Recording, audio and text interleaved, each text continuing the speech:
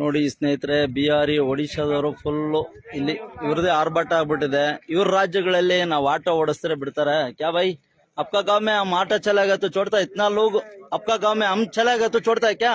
हमारा पेट का ऊपर मार के क्यों जा रहा? आपका गांव में काम नहीं है क्या? आपको काम रहता है ना तो क्यों आता है? करना भाई, दूसरा काम करो. अभी ऑटो कमा रहे, हम इधर का इधर फायदा हुआ, हमारा किधर जाना बताओ? हम लोग का गाँव तुम्हारा गांव में आएगा तो छोड़ता है इतना लोग? बताओ कितना लोग है, देखो इतना लोग हो हमारा गांव में, तुम्हारा गांव में हम आएगा तो छोड़ता है क्या कमाने के लिए? गाँव में आना काम रहता तो इधर नहीं आता। भाई इसलिए फायदा कितना होना, माँ बाप उतने बनना, उधर काम कितना है उतना करना. हर आदमी ऐसा है.